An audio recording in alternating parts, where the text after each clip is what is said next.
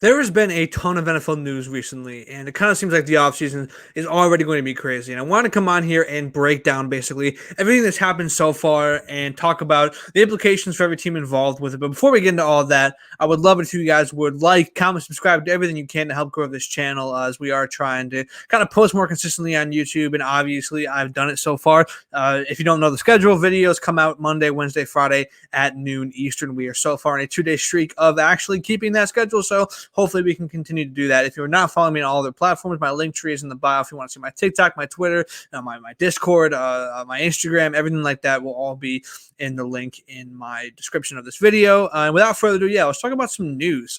Starting off with what I think is the worst QB contract we've seen so far this offseason. That's Daniel Jones getting paid a lot of money. He is guaranteed $82 million the day he signed the contract. $82 million. That's over the first 2 years. And I don't hate this deal as much as I did when it first happened, because if you know me, if you've been on Twitter and you've seen my Twitter, you know that I was a huge advocate of the Giants not paying him as much money as he was asking. I was always kind of in the boat where I'm saying, hey, we're re-signing Daniel Jones. Sure, re-sign him, but not re-sign him for that amount of money. If he will take anything lower than that, you re-sign him. And he technically did take lower, as he was asking for $45 million a year, and he got 41 basically. But so I guess that's kind of a win for the Giants book. But they also have a very, very smart GM, and he did a good job of kind of making sure this contract doesn't create this huge cap hit for Daniel Jones for the next few years. His cap hit isn't as big as you would expect it to be. So I think that when you look at Daniel Jones, his cap hit in 2023 is only $19 million.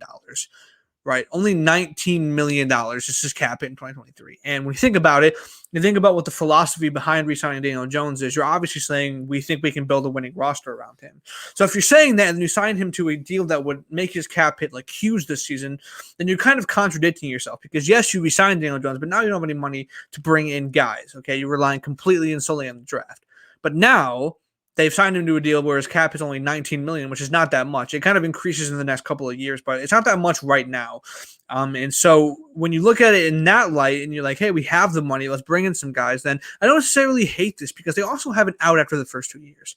Okay, they are guaranteeing him he has earned $82 million right now. That is the absolute minimum they could pay him. He's going to make more than that. But I think what the thing is if he does not play to the level that they're expecting him to and develop to the level they're expecting him to, they have an out after 2 years, it seems like. So they can say, hey, Daniel, you suck. We're going to cut you. Okay? Because after the second year, his dead cap is only $18 million, year 3. As opposed to what, if they were cutting him right now, it'd be $82 million, $19 million. Sorry, $18 million in 2025. So they have an out. And $18 million dead cap, if Daniel Jones doesn't play the way he does, I would 100% take that. I would eat that dead cap in a second if Daniel Jones were to be the guy who we didn't expect him to be. And honestly, I'm not sure if I really expect, Daniel Jones to if I expect Daniel Jones to be that guy. I mean, I don't think anybody really does. Daniel Jones is not a $45 million quarterback. He's not a $40 million quarterback. Okay, guys like a couple of guys we're going to talk about later in this video, and Derek Carr and Geno Smith got less, and they are both better quarterbacks than him. Okay, I understand the philosophy. If you have a guy, keep the guy. But I don't think they have the guy, and I think that they have assets and draft capital to a point where they could have almost traded up and gotten the quarterback. But again, they signed Daniel Jones, and as far as this deal goes, I'm not too mad about it, just because of how smart the GM was about it, and how they worked the deal to make his cap hit not terrible these first couple of years and give themselves that out. If you were going to pay Daniel Jones what he was asking, that's the absolute best way to do it. So not the worst thing the Giants could have done, for sure. I mean, and no guarantee that the guy they drafted would turn out to be better than Daniel Jones, although the chance would be pretty high. Moving on, talking about Derek Carr, who got signed to a 4-year deal by the New Orleans Saints. It's going to be worth up to $150 million, with $100 of that being guaranteed. He is making $100 million guaranteed. Okay, the Saints are back at it again with this cap stuff. The Saints are back at it again. And honestly, are we surprised? Absolutely not. We're not surprised, because this is what this team does. Okay, they are content to sit in mediocrity, because guess what? Derek Carr does not win you a Super Bowl. With this roster, this roster isn't much better, if it is even better than the one he had with the Raiders last year. What are the odds this team even makes a run in the playoffs? They're very, very small. I mean, it depends on what the Panthers do. We'll talk about the Panthers and why they're in a good position now. If the Panthers get the right guy, then they might not even win the division. I mean, Derek Carr is the definition of mid. I understand you want to get a quarterback that's better than Jameis Winston, and Derek Carr is better than Jameis Winston. He's better than Andy Dalton. He's better than any quarterback the Saints have had since Drew Brees. But I just don't get it. I just don't get it with the money. I mean, his cap hit this next year is not bad. Okay, it's backloaded as always. It's $7 million this year. Okay, but then it becomes $35 million the next year, $45 million the next year, $55 million the next year. They have a potential out in 2026. Okay, that would $11 million. Okay, in 2026, just like Daniel Jones's is potential out. Right? They have an out, $11 million. They can cut him for.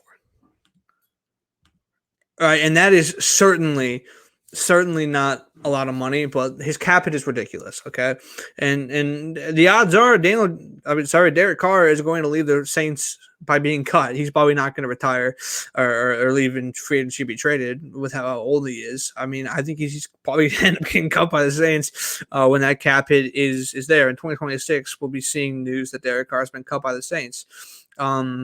This doesn't do much for them as a team. I guess at the moment they have the best quarterback in the division. I guess you can say that. But the Panthers have the number one overall pick now, and the coaching staff they've built, I'm probably still taking the Panthers, although their skill weapons are absolute dog water. So I guess you can't necessarily say you would confidently take them. But I mean, it's just a lateral move. They're putting themselves in more of a hole cap-wise, and they're just content to be stuck in mediocrity. Because even if they made the playoffs and they win the division, they're getting crushed in the wild card, and that's the end of it. So I do not think that this is a good move for the Saints. I don't think this is a good move for Derek Carr because he's not going to have any success there. I mean, if he wanted to go to a contender, why not go to the Jets? I mean, the Jets could be a contender with Derek Carr. Okay, I mean, the Jets are ready to win. The Panthers are, I would say, a more appealing situation for Derek Carr, but the Panthers wouldn't have done it because the Panthers are smart and they know that they have a chance to actually get a good young quarterback and not get Derek Carr. Okay, Frank Reich has been through this before. He doesn't want that. He doesn't want that. Okay, continuing talking about QB contracts, or in this case, lack thereof, Lamar Jackson has been given the non-exclusive franchise tag, which if he would play on it, would be a 1-year, $32 million deal. If I were Lamar Jackson, I would not be playing on this deal. But what non-exclusive means that other teams can negotiate with him. And after this whole franchise tag thing happened with him, a bunch of teams came out and said immediately, this isn't even like an hour after the news came out about the franchise tag, people came out and said, we're not interested. The Falcons said they're not interested. A bunch of other teams said they're not interested. And you have to wonder, why not just meet with the guy? Why not just talk to the guy and see if he will budge just a little bit on the money? Okay, I understand that it's a lot of money to pay him, and you have to give up 2 first-round picks for him if you were to get him. But the Panthers just gave up 2 first-round picks to draft a quarterback who might not ever be as good as Lamar Jackson is.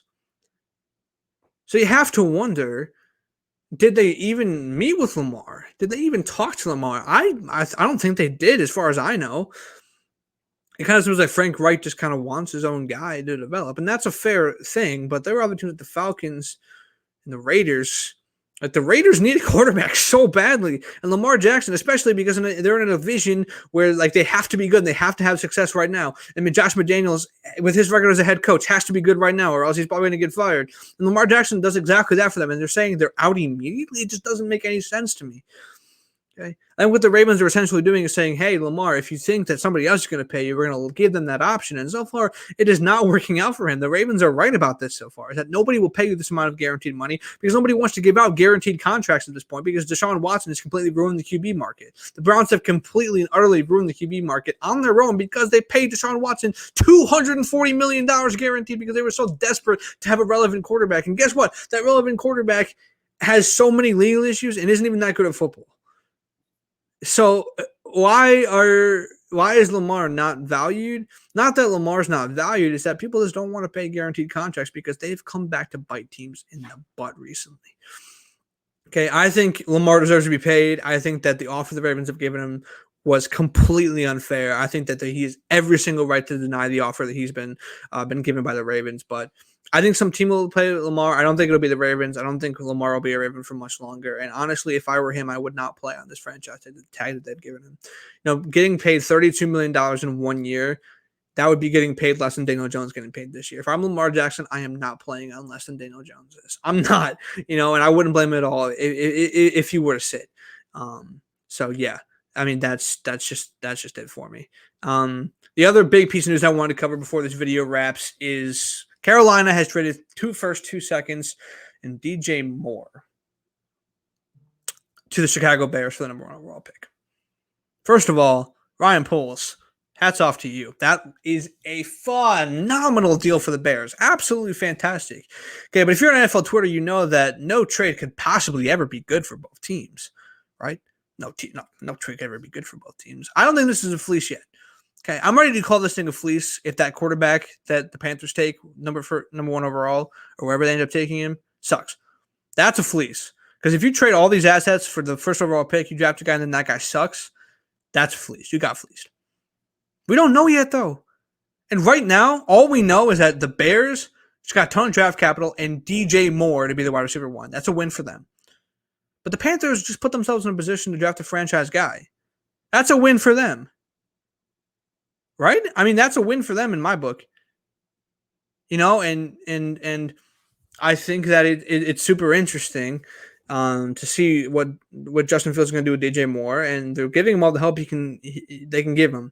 And that's exactly what you need to do with a young quarterback who showed as much promise as Justin Fields did last year. It's just give him the help, give him an actual wide receiver to throw the football to. Kmet is on the rise. Darnell Mooney's not bad. Chase Claypool is not that bad. That's a good wide receiver trio. I don't know who they're going to have at running back, but does it really matter with Justin Fields on the field? Not really. He can get that rushing attack just like Josh Allen can. It's not like the most fantastic running back. They can have anybody there at running back and probably still be effective because of just the gravity of Justin Fields running the football. But the Panthers are in a good spot. Okay, like I said, I'll call this a fleece if the Panthers end up drafting a guy who sucks. But right now, they haven't, and they won't for a while. So right now, I'm going to call this a good trade for both sides. Okay, sometimes you have to give up a #1 wide receiver. And you have to give up assets like that for the first overall pick. But the Panthers have been so unserious about the quarterback position for so long that it's just time to finally get serious about it. And honestly, a lot of people have said this, I would rather have wide receiver 1 as my need than QB1 as my need. If I have a good quarterback, but I don't have a good receiver, okay, we can work with that. Because guess what? Rodgers has been doing that every single year he hasn't had Devontae Adams. Okay? Never true wide receiver 1. Jordy Nelson, love him to death. But there are other guys you would have rather had in that situation. Tom Brady had Julian Edelman for a while. Before you say anything, Julian Edelman's not that good. Not as good as people think he is, at least. He's not a Hall of Famer. I'll fight. I'll die on that hill. But yeah, back to the Panthers. They don't have a true wide receiver 1, and that might be a struggle for a quarterback. But if they draft Anthony Richardson, he can still elevate that rushing game to be better than it was last year, which I'm not even sure if that's possible because that running game was so good at the end of last year. The offensive line is good. That defense has a lot of promise. They have a great coaching staff, just an absolutely phenomenal coaching staff, probably a top 5, maybe even top 3 coaching staff in the NFL. So nothing to really worry about in Carolina. Once they draft the guy, I guess we'll see how it works out, but I wouldn't call this a fleece by any means at this point. Yeah, and that's all I wanted to cover in this video. So if you enjoyed this video and you enjoy this kind of long-form content, be sure to like, comment, subscribe, do everything you can to help grow the channel. We will see you guys on Wednesday.